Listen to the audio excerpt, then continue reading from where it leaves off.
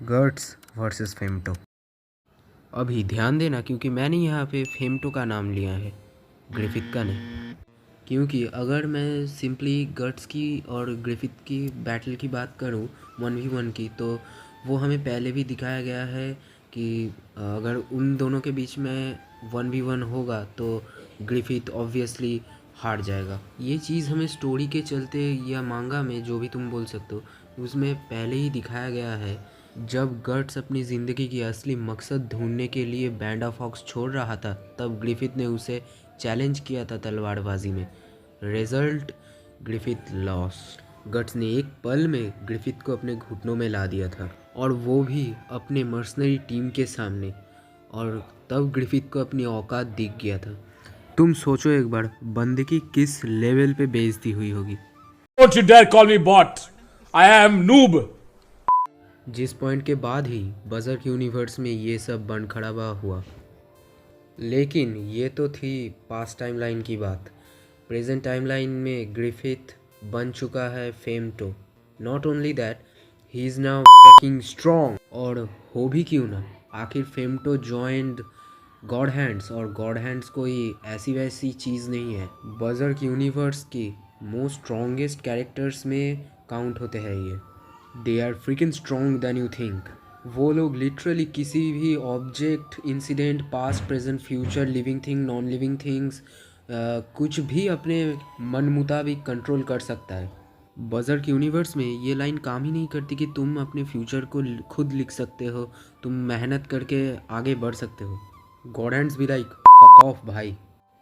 God hands ने एक बार तुम्हारी किस्मत अगर तय कर ली है, तुम्हारी डेस्टिनी अगर उन्होंने लिख दी है, तो किसी के बाप की दम नहीं है कि वो बदल सके। लेकिन यही एक एक्सेप्शन आता है, जो एक्सेप्शन एक्चुअली एक ह्यूमन है, और वो है Gerts. Gerts has the potential to break the future predicted by God hands, actually decided by God hands. But Gerts physically strong है, लेकिन इतना नहीं कि कोई गॉड हैंड को 1v1 में हरा सके। तो बहुत दुख के साथ ये बोलना पड़ रहा है, लेकिन यही सच बात है कि वो हार जाएगा किसी गॉड हैंड के साथ फाइट लेकर 1v1 में। But is there any way Guts can defeat Femto? देखो, अगर फाइट सिर्फ ग्रिफिथ के साथ होती तो गट्स ऑफ कोर्स जीत जाता। लेकिन बात को समझो, फाइट सिर्फ ग्रिफिथ के साथ नहीं है, फाइट यहाँ फेमटो वर्सेस गट्स है। इक्लिप्स में जब ग्रिफिथ ने सैक्रिफाइस किया था, तो ग्रिफिथ एक ककून में तब्दील हो गया था, और मर के सिर्फ उसके इविल साइड से पैदा हुआ फेमटो, जो कि नो डाउट पैदा होते ही गॉड हैंड्स के मेंबर्स, 5 मेंबर्स में से एक बन चुका था, जो कि इतना पावरफुल है। वेयरएज गर्ट्स, जो कि एक नॉर्मल इंसान है, जिसके पास बहुत ज़्यादा फिज़िकल स्ट्रेंथ है, वो बंदा बहुत अच्छे अच्छे स्ट्रैटेजीज़ भी बनाता है फ़ाइट के समय, और हमेशा रेडी भी रहता है फ़ाइट करने के लिए। और इसके अलावा भी बंदा अपनी तलवार बहुत अच्छी तरीके से चलाना जानता है। ये थोड़ा डार्क सुनने में लगा नहीं?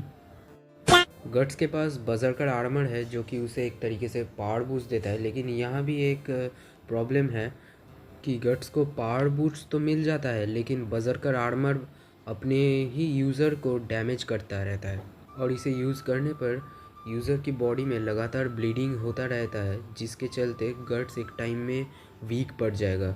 After all he is a human just. Guts के रेज के बारे में तो हम सबको पता ही है।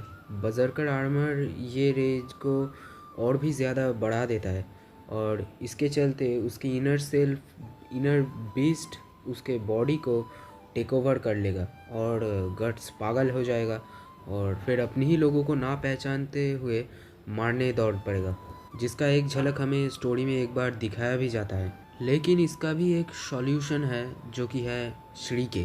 वो अपनी मैजिक को यूज़ करके गट्स की इनर सेल्फ को जगा सकती है, और उसे होश में भी ला सकती है, और ये भी हमें मांगा में एक बार दिखाया गया है। इसके अलावा स्कल नाइट, जो कि एक एंशिएंट अपोस्टाइल है, इसके गाइडेंस के चलते गट्स ग्रिफिथ के साथ, यानी कि फेमटो के साथ फाइट तो ले सकता है, लेकिन जीत नहीं पाएगा। तो आखिर में सवाल फिर से यही आता है कि आखिर कैसे गट्स ग्रिफिथ को हरा सकता है? देखो, अगर तुम लोगों को याद है तो गट्स के पास भी एक बेहेलित है, लेकिन इसकी कोई चांस नहीं है कि गट्स उस बेहेलित को यूज़ करेगा, एक्लिप्स करेगा और खुद एक एपोस्टाइल बन जाएगा। इसकी कोई चांस नहीं है, क्योंकि गट्स एपोस्टाइल्स को हेट करता है। इंस्टेड गट्स अपने बेहेलित को लेके उसको अपने स्वॉर्ड यानी कि ड्रैगन स्लेयर के साथ फ्यूज़ कर सकता है और एक नए किस्म का स्वॉर्ड बना सकता है। इससे क्या होगा कि हो सकता है उसके स्वॉर्ड की बहुत सारी नई एबिलिटीज़ खुल जाए, जस्ट लाइक हमारे स्कल नाइट्स का स्वॉर्ड। और ये तो ऑब्वियस बात है कि अगर ड्रैगन स्लेयर के साथ बेहेलित फ्यूज़ हुआ तो एक उसके ड्रैगन स्लेयर को एक बहुत ज़्यादा पावर मिल जाएगी, तो गट्स उसे मास्टर कर सकता है और उसे सीख सकता है कि कैसे फाइट में यूज़ कर सके।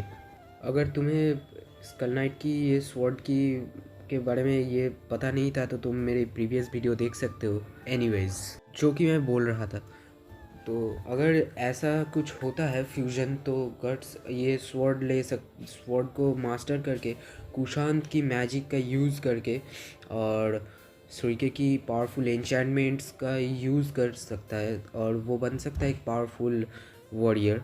नो डाउट वो अभी भी बहुत पावरफुल है, लेकिन इससे भी बेटर वर्जन बन सकता है वो। एंड ये सब करके वो उसके पास थोड़ा सा चांस आता है कि वो फेमटो को टक्कर दे सके और उसे हरा दे।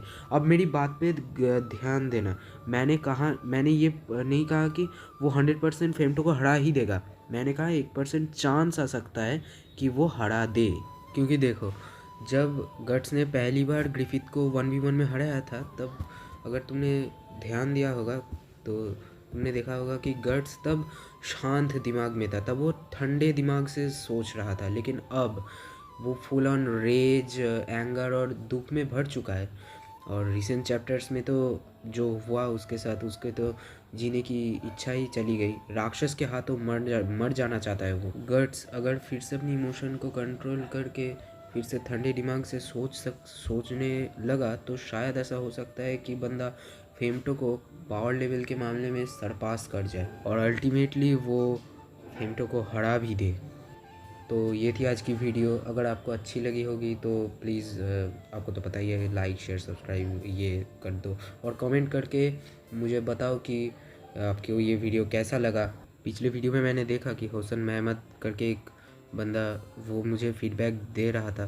थैंक यू मेरे भाई मुझे बोलने के लिए। तो मैंने उसने जो मुझे बोला कि मुझे अपने ऑडियो को और भी ज़्यादा इम्प्रूव करना चाहिए, ऑडियो क्वालिटी को, तो मैंने वो कोशिश की। ऐसे ही अगर आपको वीडियो में कोई भी छोटी सी मिस्टेक नज़र आती है तो आप मुझे वो कमेंट करके बता सकते हो। मैं आपका कमेंट ज़रूर पढ़ूंगा और उसे सुधारने की कोशिश करूंगा नेक्स्ट वीडियो में।